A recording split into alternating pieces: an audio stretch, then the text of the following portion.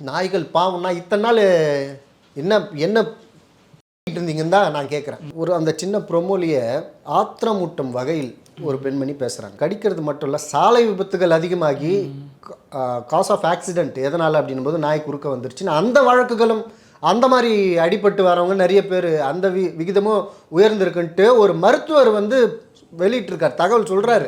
ஒரு அதிபுத்திசாலி பெண் அந்த நீயா நானா நிகழ்ச்சியில் ஒரு குழந்தை வந்து குறுக்க வந்து எனக்கு ஆக்சிடென்ட் ஆயிடுச்சுன்னா அதுக்கு யார் பொறுப்பு அப்படின்னு ஒரு முட்டாள்தனமான, அதான் ஒரு சைக்காட்ரிஸ்ட் கிட்ட கூட்டு போய் மனநல பரிசோதனை பண்ணணும்னு நான் கேட்டுக்கிறேன். அப்போ உன்னோட அடிப்படை சிந்தனையே தப்பா இருக்கு.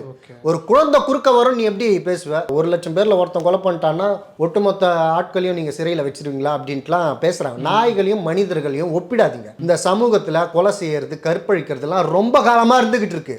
நாய்களால இப்ப என்ன பிரச்சனை? அது சாப்பாடு போட்டால் சாப்பிட்டு தூங்குமா? உனக்கு தெரியுமா அது சாப்பாடு போட்டால் சாப்பிட்டு தூங்குன்னு தெரியுமா? நாய்களோட இயல்பு என்னன்னு தெரியும். தெருக்கல்ல இருந்தாலே இன்ஃபெக்ஷன் வரும். இன்ஃபெக்ஷன் வந்து ரேபிஸாக மாறும். ரேபிஸ் வந்த நாய்கள் தான் கடிக்குதுன்றாங்க. அது கிடையவே கிடையாது. எல்லா நாய்களும் கடிக்குது. அப்போ எல்லா நாய்களுக்கும் ரேபிஸ் இருக்கா? நீங்கள் சோறு வைங்க, அது கடிக்காது. ஏய், அறிவு கட்ட ஜன்மங்களே, சோறு வச்சா அது கடிக்காதுன்னு உனக்கு யார் சொன்னா?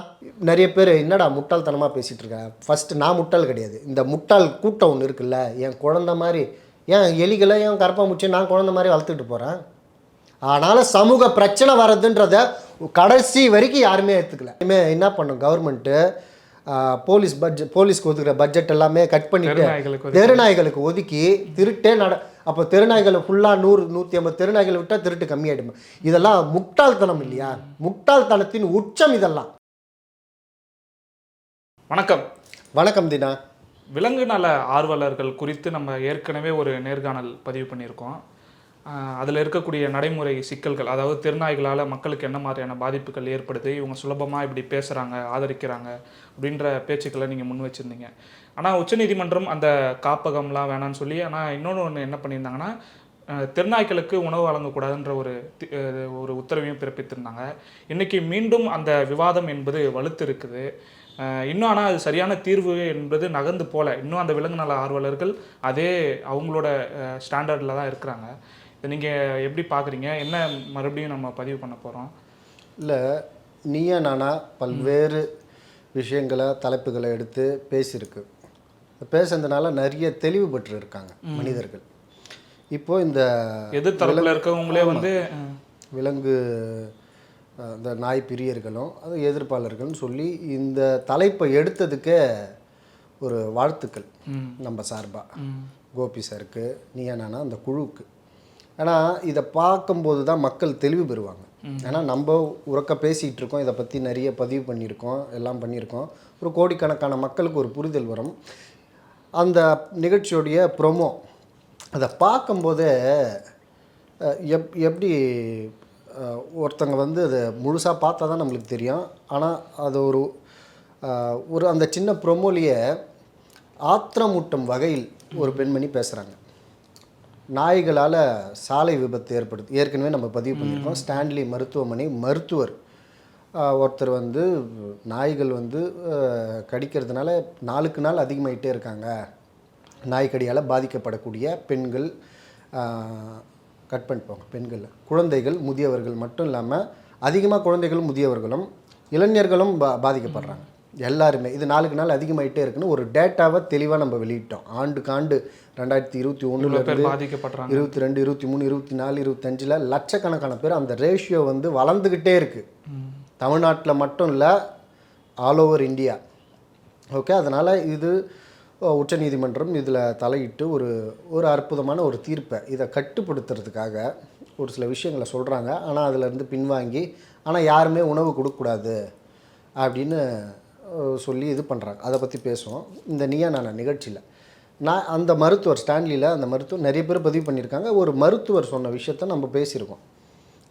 கடிக்கிறது மட்டும் இல்லை, சாலை விபத்துகள் அதிகமாகி காஸ் ஆஃப் ஆக்சிடென்ட் எதனால் அப்படின்னும் போது நாய் குறுக்க வந்துருச்சுன்னு அந்த வழக்குகளும் அந்த மாதிரி அடிபட்டு வரவங்க நிறைய பேர் அந்த விகிதமும் உயர்ந்திருக்குன்ட்டு ஒரு மருத்துவர் வந்து வெளியிட்டிருக்கார், தகவல் சொல்கிறாரு. இப்போது ஒரு அதிபுத்திசாலி பெண் அந்த நீயா நானா நிகழ்ச்சியில் ஒரு குழந்தை வந்து குறுக்க வந்து எனக்கு ஆக்சிடென்ட் ஆகிடுச்சுன்னா அதுக்கு யார் பொறுப்பு அப்படின்னு ஒரு முட்டாள்தனமான, அதாவது நான் வந்து ஆதரவாக பேசுவேன் நாய்களுக்கு. அதுக்கு ஏதாச்சும் ஒரு கருத்தை முன்வைக்கணும். அதெல்லாம் எதுவுமே கிடையாது.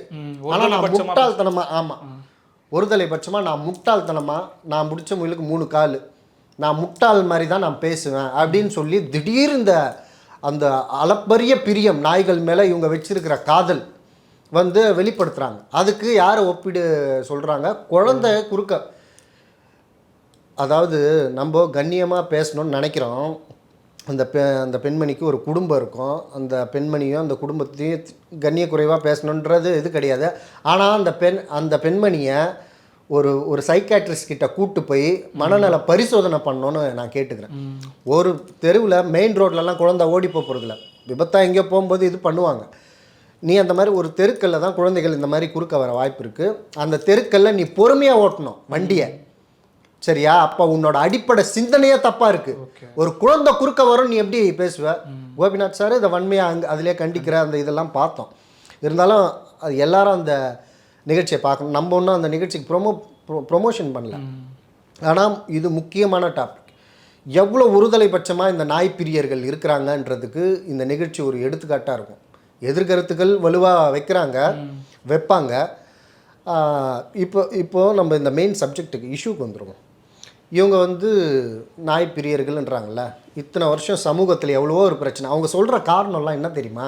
ஒரு கொலைகாரன் ஒருத்தன் கொலை பண்ணிட்டான், அவனே சுதந்திரமாக சுற்றுறான். 1,00,000 பேரில் ஒருத்தன் கொலை பண்ணிட்டான்னா ஒட்டுமொத்த ஆட்களையும் நீங்கள் சிறையில் வச்சுருவீங்களா அப்படின்ட்டுலாம் பேசுகிறாங்க. நாய்களையும் மனிதர்களையும் ஒப்பிடாதீங்க. இந்த சமூகத்தில் கொலை செய்கிறது, கற்பழிக்கிறதுலாம் ரொம்ப காலமாக இருந்துக்கிட்டு இருக்கு, சரியா? நாய்களால் இப்போ என்ன பிரச்சனை, அதை பற்றி தான் கோர்ட் வந்து ஒரு தெளிவான ஒரு முடிவை எடுத்து ஒரு தீர்ப்பை வெளியிடுறாங்க. நாய்களால் என்ன பிரச்சனை? நேற்று முந்தானே தினமும் பல இடத்துல நாய்களால் பாதிக்கப்படுறவங்க நிறைய பேர் இருக்காங்க. முந்தானேத்து ஒரு செய்தி நம்ம பார்த்துருப்போம். ஒரு சிசிடிவி ஃபுட்டேஜ் இருக்கிறதுனால அதெல்லாம் நம்மளுக்கு வெளிச்சத்துக்கு வருது இந்த விஷயம். ஒரு சின்ன குழந்தை, ஒரு பெண் குழந்தை வராங்க, இவ்வளோ உயரம் தான் இருப்பாங்க. 5, 6, 7, 8 நாய்கள் சுத்து போட்டு கடிக்கிற ஒரு இதை பார்க்குறோம். நல்வாய்ப்பாக அங்கே ஒரு இளைஞர் ஒரு கொம்பு எடுத்துகிட்டு வராரு. அந்த நாய்கள் கலைஞ்சு போகுது. இப்போ அந்த குழந்தையோட கண்டிஷன் என்னன்னு தெரில. தீவிர மருத்துவ பரிசோதனையில் ஊசியெல்லாம் போட்டு அந்த குடும்பம் எவ்வளோ கஷ்டப்பட்டுக்கிட்டு இருக்குன்னு தெரியல. அந்த குடும்பத்தை பற்றி துளியும் யோசிக்காமல் இதுங்கெல்லாம் என் குழந்தைங்களாம் நினைக்கிறேன். உன் குழந்தைன்னா ஒரு விஷயம் நான் சொல்கிறேன், இத்தனை நாய் பிரியர்கள் இருக்கீங்கள, உங்கள் குழந்தைங்களாம் நினைக்கிறீங்கள, நீங்கள் வந்து தெருவுக்கு ஒரு 4 நாய் பிரியர்கள் இருக்கிறாங்கன்னு வச்சுங்க. நீங்கள் வந்து உங்கள் குழந்தைங்களாம் நினைக்கிற நீங்கள் வீட்டுக்கு கொண்டு போயிருந்தாலே இவ்வளோ பிரச்சனை இல்லையா? உங்கள் வீட்டில் வச்சு இனப்பெருக்கம் பண்ணி நீங்கள் சோறு போட்டு நீங்கள் வெளியே விடாமல் வளர்த்துக்குங்க. அதுங்க வீதியில் இருக்குமா, அதில் இன்னொரு லேடி அது சாப்பாடு போட்டால் சாப்பிட்டு தூங்குமா? உனக்கு தெரியுமா? அது சாப்பாடு போட்டால் சாப்பிட்டு தூங்குன்னு தெரியுமா? நாய்களோட இயல்பு என்னன்னு தெரியுமா?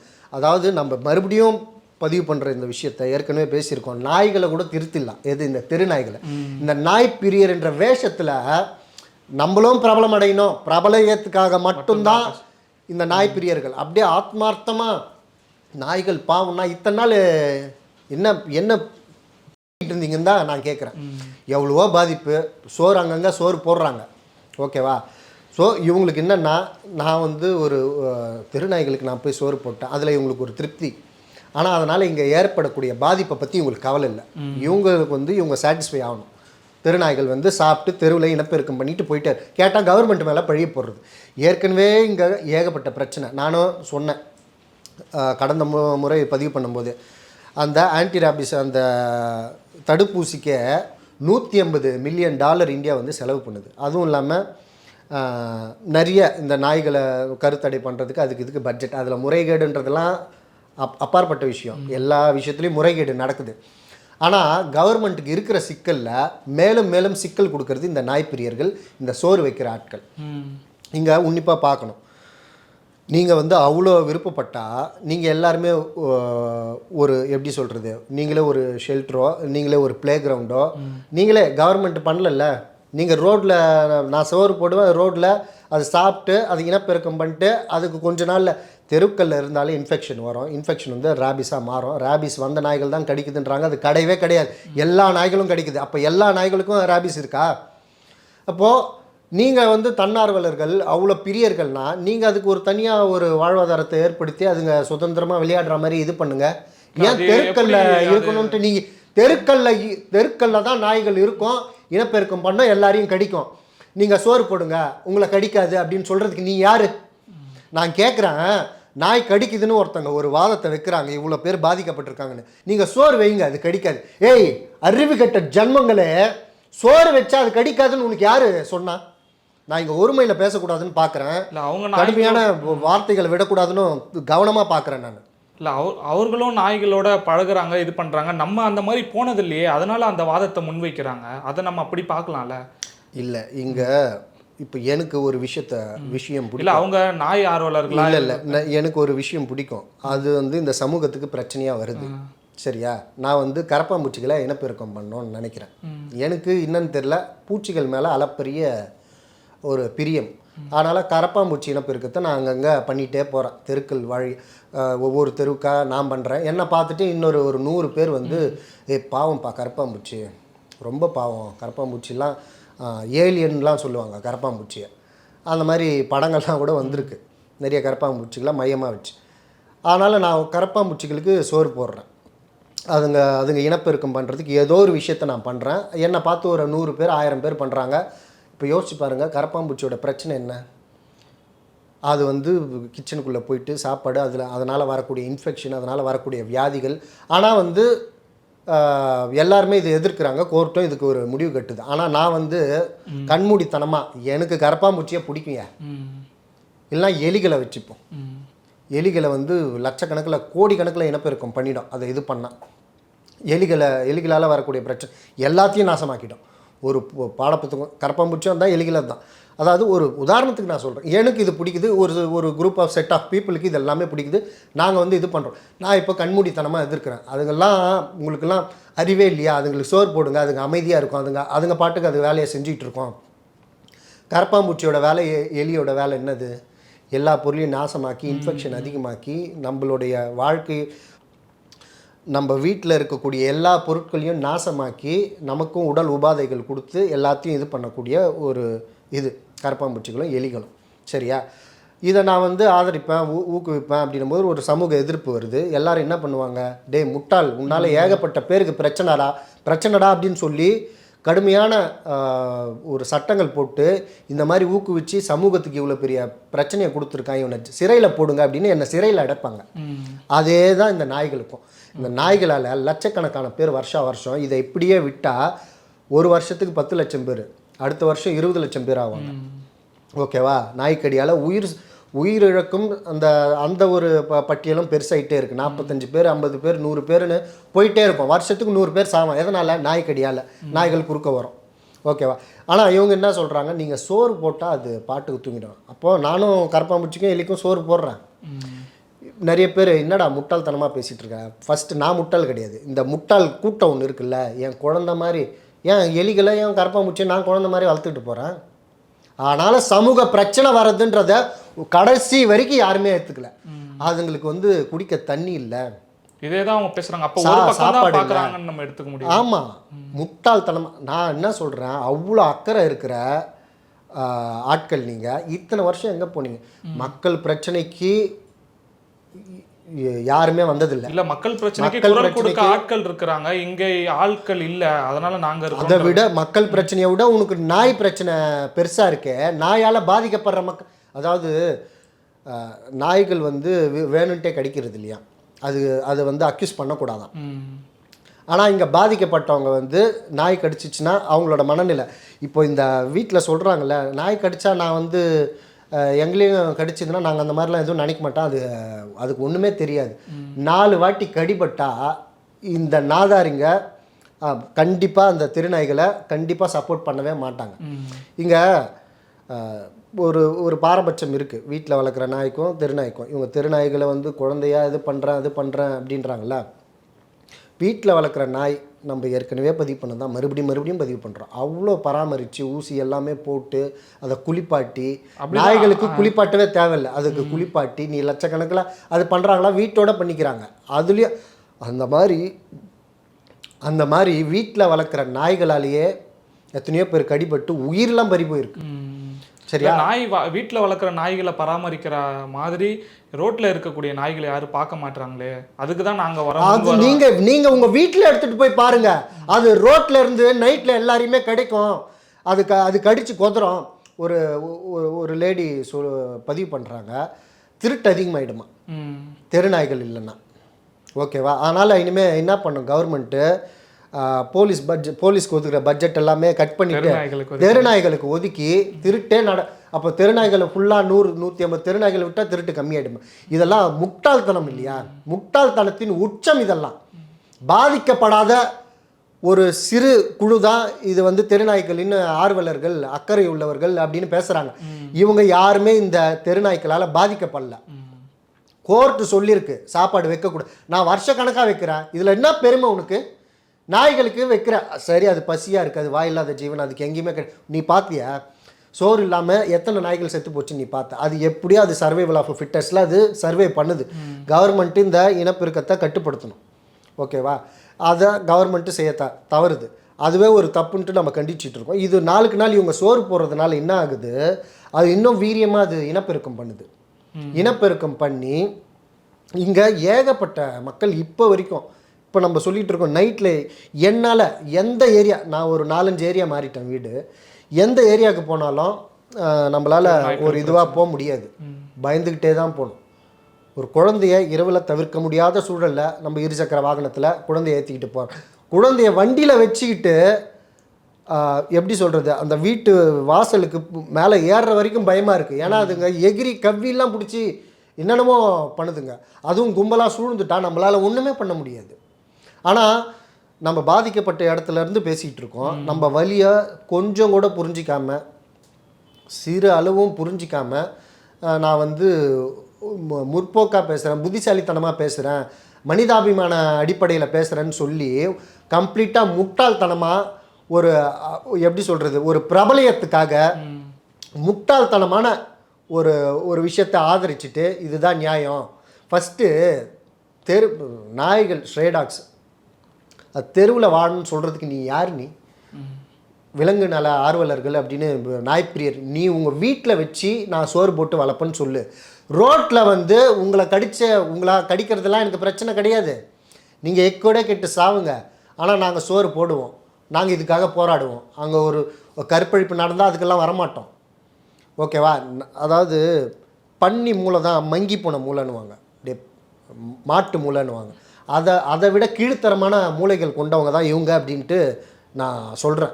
ஏன் இந்த மாதிரி கடுமையாக சொல்கிறேன்னா, அடுத்தவன் பிரச்சனை, நாய்களால் வர பிரச்சனைக்கும் அதை பற்றி எனக்கு கவலை இல்லை, சமூகத்தில் இருக்கிற பிரச்சனைக்கும் எனக்கு கவலை இல்லை. இவங்கெல்லாம் திரண்டு நாய்களுக்காக இவ்வளோ ஸ்ட்ராங்காக குரல் கொடுக்குறவங்க, அரசாங்கத்தை எதிர்த்து நிறைய முறைகேடுகள், நிறைய பிரச்சனைகள், காவல்துறை மரணங்கள் எல்லாத்துக்குமே இவங்க திரண்டு குரல் கொடுத்துருந்தா கவர்மெண்ட்டே பயந்துருக்குமே. இப்போ நீங்கள் என்னவோ சாதிச்சிட்டா மாதிரி இல்லை பேசிக்கிறீங்க. கோர்ட்டு வந்து சாப்பாடு கொடுக்கக்கூடாதுன்னு சொல்லியிருக்கிறாங்க, அதையும் ஒருத்தரும் மதிக்கிறது இல்லை. இந்த கோர்ட் உத்தரவை மீறி பெண்கள் இதை பீச்சுக்கு போயிட்டு இது பண்ணிவிட்டு ஹராஸ் பண்ணுறீங்கன்னு காவல்துறையை சொல்கிறாங்க. வீடியோ பதிவு காவல்துறை அங்கே ஒரு காவல்துறை ஊழியர்கள் சரியாக பேசலை. நீங்கள் இங்கே அதாவது சாப்பாடு கொடுக்கக்கூடாது, இரவில் நீங்கள் வரலாம் போகலாம் எல்லாமே இது பண்ணலாம், நாய்களுக்கு சாப்பாடு கொடுக்கக்கூடாது, கோர்ட் ஆர்டரே இருக்குது அப்படின்னு சொல்லி பேசியிருக்கணும். சரிங்களா? சரியாக பேசாத விளைவு அந்த பெண்மணி என்னவோ நல்லவங்கன்ற மாதிரி போகுது. நீ நைட்டில் எதுக்கு வந்து சாப்பாடு வைக்கிற? நீ நைட்டில் வைக்கிறியோ பகலில் வைக்கிறியோ அதை பற்றி நம்மளுக்கு கவலை இல்லை. ஓகேவா? சாப்பாடு வைக்கக்கூடாதுன்னு சொல்லியிருக்காங்களா இல்லையா? நீ எதுக்கு வைக்கிற? அப்போது நீ ஊக்குவிக்கிற இன்னொரு 4 பேர். நீ ரெகுலராக வைக்கிற, உன்னை கடிக்க மாட்டேங்குது, நீ அதை சொல்கிற எல்லாருக்கும். நீ அதாவது நம்மளும் எல்லாருமே ஒரு தூக்கம் எடுத்துன்னு சுற்றணும், கோழிக்கால் கோழி தலைலாம் வாங்கிக்கின்னு. இவங்க வைக்கிற சாப்பாடு ஒன்றும் அற்புதமான சாப்பாடெலாம் ஒன்றும் இல்லை, ஏதோ ஒன்று கிண்டிட்டு கொண்டு வந்து வச்சுட்டு நான் தான் இந்த நாய்கள், அதாவது இந்த உயிரினங்கள் மேலே அளப்பரிய அன்பு வச்சுருக்கேன் அப்படின்னு சொல்லி இந்த நாடகம் ஆடுறது எல்லாரும் நிறுத்தணும். கோர்ட் ஆர்டர் மீறுற எல்லாரையுமே சட்டப்படி காவல்துறை கைது பண்ணி ரிமாண்டில் போடணுன்ற. நான் இந்த நாய்க்கடியால் பாதிக்கப்படுற விவகாரம் ரொம்ப பூதாகாரம் ஆனதுக்கு பிறகும் வந்து 2-3 உயிரிழப்புகள்லாம் நடந்தது. அப்பயும் அவர்களுக்கு புரியல, இந்த நெருக்கடியான சூழல்லையும் நம்ம இப்படி பேசணும். அதுதான் சொல்லுன்னா அவங்க வந்து மூளை வளர்ச்சி குன்றியவர்கள் அப்படிதான் தெரியுது. அதுதான் நான் உதாரணம் சொன்னேன். நான் வந்து எலிகளையும் கரப்பாம்பூச்சியும் இனப்பெருக்கம் பண்ணுறேன் அப்படின்னா அது எந்த அளவுக்கு மோசமான சமுதாயத்துக்கு ஒரு சீர்கேடான ஒரு விஷயமா இருக்குமோ அந்த விஷயத்தை பண்ணிக்கிட்டு அதை நியாயப்படுத்தி பேசுகிறவங்க மூளை வளர்ச்சி குன்றியவர்கள் தான். இந்த நாய் ஆர்வலர்கள் இருக்காங்க இல்லையா, இவங்க ஒரு குரூப்பாக நின்று ஒரு ப்ரொட்டஸ்ட் நடத்துறது, பொதுவெளியில் போய் பேசுறது, இன்டர்வியூ கொடுக்கறது, இதை தாண்டி பாதிக்கப்பட்டவங்க ஒரு ஒரு கூட்டமாக சேர்ந்து இவர்களுக்கு எதிராக இவங்க செய்யக்கூடிய அட்டூழியங்களுக்கு எதிராக ஒரு ப்ரொட்டஸ்ட்டை நடத்தணும்னு நான் கேட்டுக்கிறேன். அதில் நம்மளும் பங்கு பெற்று அது ஊடக வெளிச்சத்துக்கு கொண்டு வந்து பல பொதுமக்கள் எந்த அளவுக்கு கால்நடைகள் பாதிச்சிருக்கு, எத்தனையோ பேர் பாதிக்கப்பட்டிருக்காங்க, குழந்தைகள் நிறைய குழந்தைகள் உயிர் பறி போயிருக்கு, பெரியவங்க உயிர் பறி போயிருக்கு, பச்சிளம் குழந்தைகள் உயிர் பறி போயிருக்கு. இதை பற்றிலாம் எடுத்துரைக்கிற ஒரு ப்ரொட்டஸ்ட்டும் ஒரு கூட்டமோ பெருங்கூட்டமாக திரண்டு இதை வந்து பொதுமக்களுக்கு இதை நம்ம தெரிய வைக்கணும். இது போன்ற விலங்கு நல ஆர்வலர்களுடைய இவங்க எல்லாரையுமே தோல் உரிச்சு காட்டி இவங்களை வந்து சட்ட நடவடிக்கை இவங்க மேலே எடுக்கிற அளவுக்கு ஒரு மூமெண்ட் நடக்கணுன்றது நம்மளுடைய வேண்டுகோள். தொடர்ந்து இது போன்ற தகவல்களை மக்களுக்கு தொடர்ந்து நம்ம நேர்காணல் மூலமாக பதிவு பண்ணுவோம். மிக்க நன்றி. நன்றி தினா.